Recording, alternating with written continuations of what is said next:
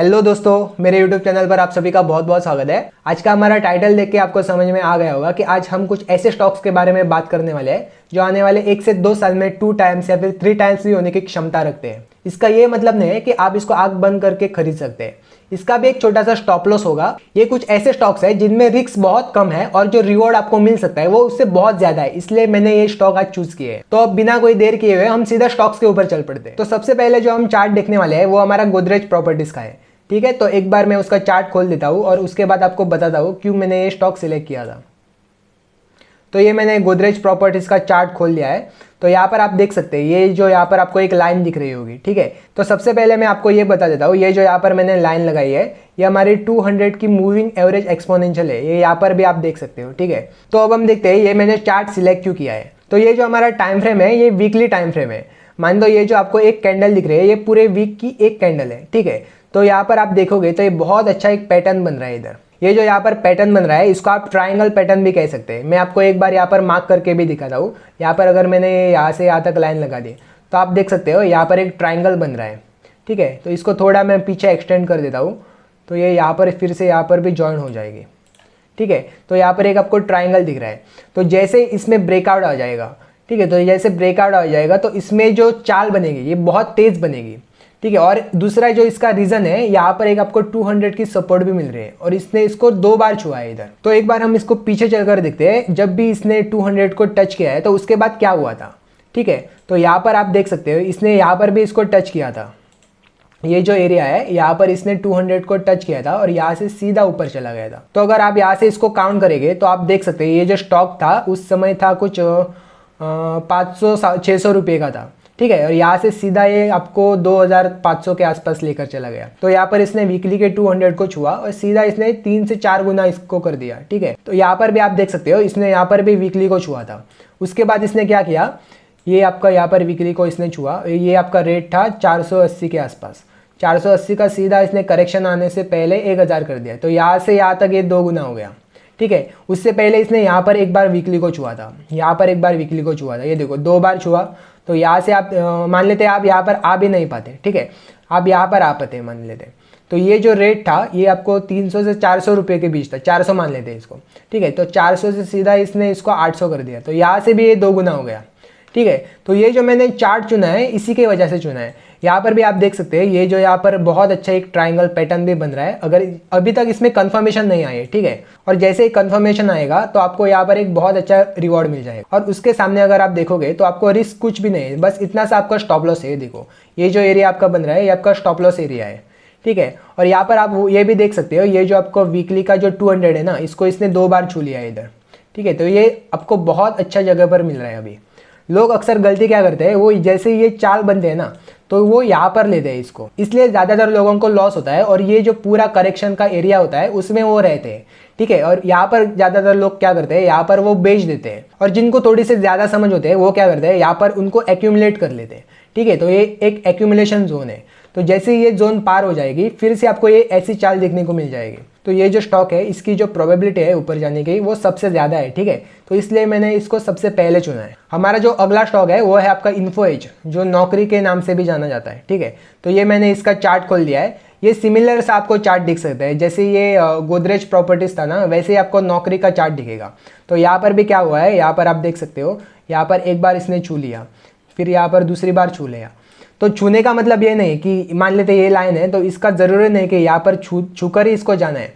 ये हो सकता है कि ये इसके नीचे भी जा सकता है थोड़ा, लेकिन बहुत ज़्यादा देर वहाँ पर रुकना नहीं चाहिए। जैसे आप यहाँ पर भी देख पाओगे ये थोड़ा सा इसके नीचे भी आया लेकिन यहाँ पर रुका नहीं, फिर से ऊपर चला गया। यहाँ पर भी ये फिर से आया, यहाँ पर टच किया है बस इसने, और इसने ये फिर से यहाँ से ऊपर चला गया। ठीक है, तो ये बिल्कुल ज़रूरी नहीं है कि 200 के ऊपर आकर इसको रुकना ही रुकना है। और यहाँ पर ये जो ट्रेंड लाइन यहाँ से ऊपर से उतर रही थी इसका भी यहाँ पर आपको ब्रेकआउट मिल गया।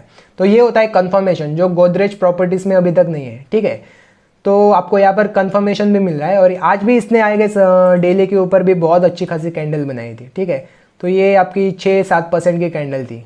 तो ये भी बहुत अच्छी कैंडल थी। तो एक बार फिर से इसका भी हम हिस्ट्री देख लेते हैं, इसने क्या किया था। तो यहाँ पर आप देखोगे, यहाँ पर भी इसने एक बार वीकली को छुआ था, ठीक है। छूने के बाद फिर से ऊपर हो गया था। तो आप अपने आप यहाँ पर गिन लो ये कितने गुना हुआ था, ठीक है। हम यहाँ पर परसेंटेज की बात नहीं कर रहे हैं, यहाँ पर गुना की बात हो रही है। तो यहाँ पर ये 1500 का स्टॉक सीधा इसने 8000 के आसपास ये ले गया था, 7000 के आसपास। तो आप गिन लो वहाँ पर, ठीक है। तो यहाँ पर ये पीछे भी यहाँ पर तो ये नहीं आया था वीकली के ऊपर, लेकिन यहाँ पर ब्रेकआउट के ऊपर आप ले सकते थे पिछली बार इसको, ठीक है। तो ये यहाँ पर ब्रेकआउट हुआ था, तो ब्रेकआउट के ऊपर भी अगर आप लेते तो मान लेते यहाँ पर 800 के ऊपर आप आ जाते। तो 800 से सीधा ये इसने किया था इस करेक्शन से पहले 2000 के आसपास।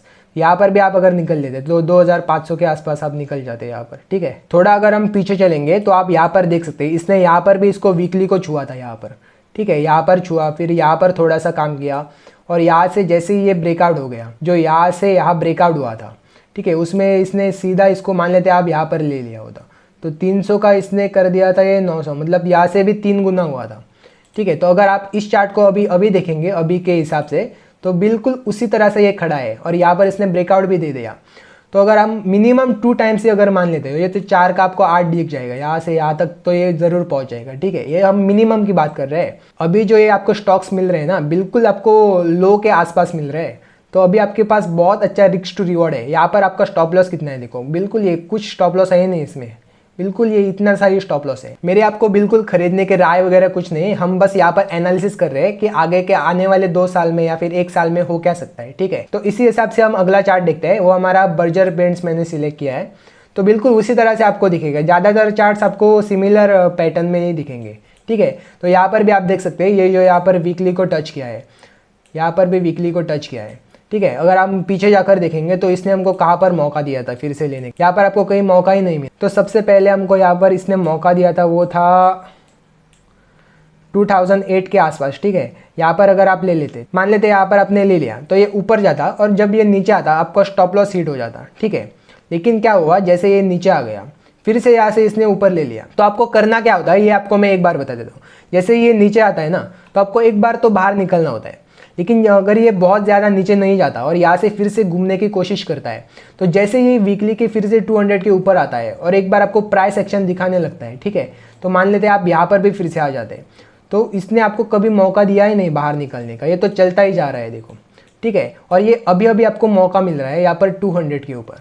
तो ये बिल्कुल जो प्राइस है ना, बहुत अच्छे प्राइस है, इससे आपको अच्छे प्राइस शायद ही मिल पाएंगे कभी, ठीक है। तो इसमें भी कंफर्मेशन नहीं आया है, लेकिन ये जो रेट आपको दिख रहे हैं ना, ये बहुत अच्छे रेट्स है। तो इस स्टॉक में आप काम कैसे कर सकते हो वो भी एक बार हम देख लेते हैं। तो मान लेते हैं यहाँ पर आपको कंफर्मेशन अभी तक नहीं आई, ठीक है। तो आप क्या कर सकते हो, यहाँ पर आप छोटी सी क्वांटिटी ले सकते हो, ठीक है। और जैसे ये ऊपर जाने की कोशिश करता है, मान लेते हैं इस लाइन को इसने ब्रेक कर दिया, तो यहाँ पर आप अपनी क्वांटिटी है वो ऐड कर सकते हो। और बाय चांस इसने अगर इसको नीचे काट दिया, तो आप क्या कर सकते हो, यहाँ पर जो आपने क्वांटिटी खरीदी थी उसको आप हाफ कर दो। मान लेते हैं आपके पास 100 शेयर थे, तो यहाँ पर आप 50 है, इसको एग्जिट कर देना।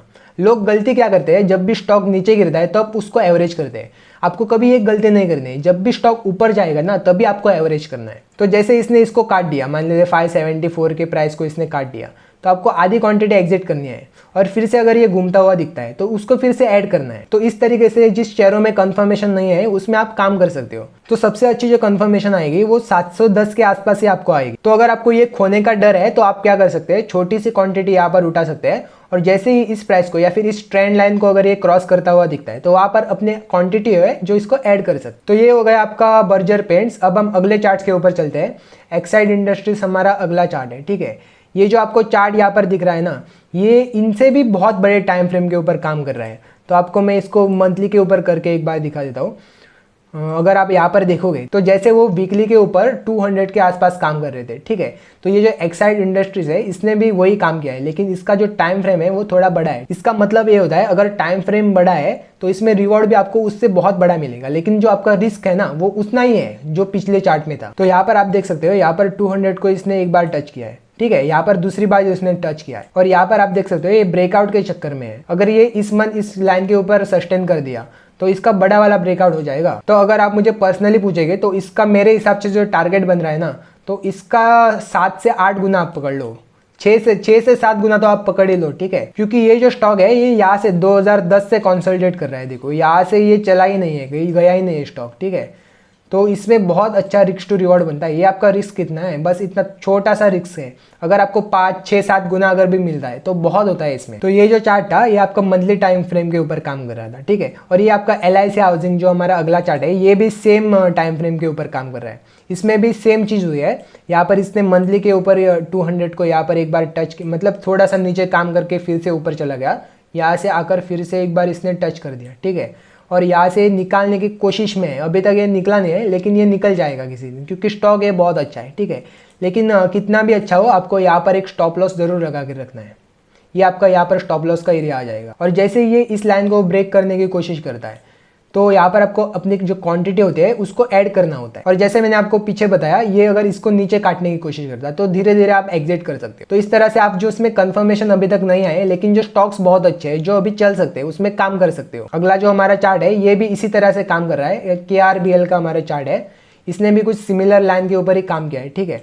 तो ये भी यहाँ से कंसोलिडेट कर रहा था और इसने क्या किया है, यहाँ से यहाँ तक आ गया। देखो ये यहाँ से यहाँ तक आ गया और इसने इसको छू लिया यहाँ पर, और फिर से ये यहाँ पर कंसोलिडेट कर रहा है। मतलब जो बड़े प्लेयर होते हैं वो यहाँ पर माल खरीद रहे हैं, ठीक है। और इसने एक बहुत अच्छा ब्रेकआउट दे दिया है। तो यहाँ पर मैं आपको ड्रॉ करके दिखाता हूँ वो ब्रेकआउट कहाँ पर है।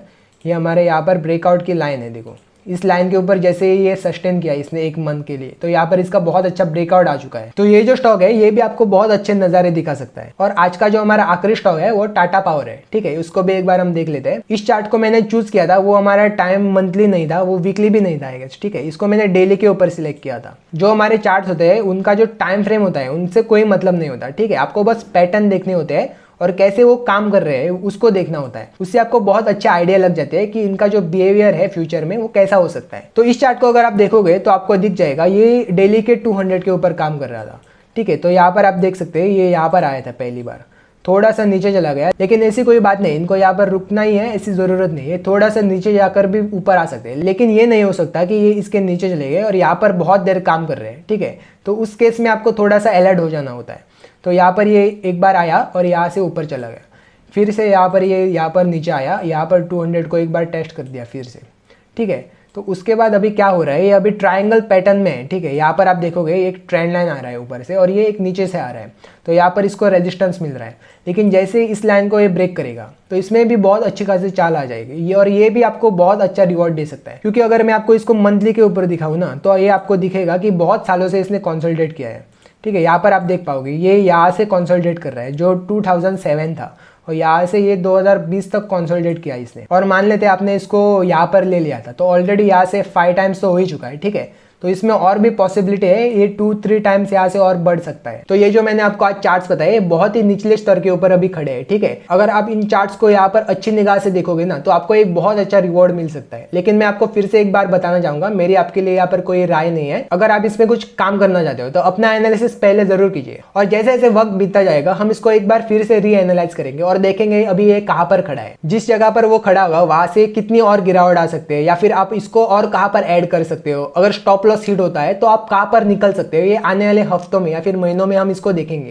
क्योंकि इसमें जो आपका टाइम फ्रेम रहेगा वो थोड़ा बड़ा रहेगा, क्योंकि आपको यहाँ पर इसको 1 साल या फिर 2 साल के लिए देखना है। तो ये थे हमारे 7 स्टॉक जो आपको मल्टी बैगर रिटर्न्स दे सकते। तो आप मुझे कमेंट्स में जरूर बताना इनमें से आपको कौन सा स्टॉक सबसे अच्छा लगा, और ये आपको वीडियो अच्छी लगी तो अपने दोस्तों के साथ भी इसको शेयर कीजिए। तो आज के वीडियो के लिए बस इतना ही, अब हम मिलते हैं अगले वीडियो में, तब तक के लिए जय हिंद।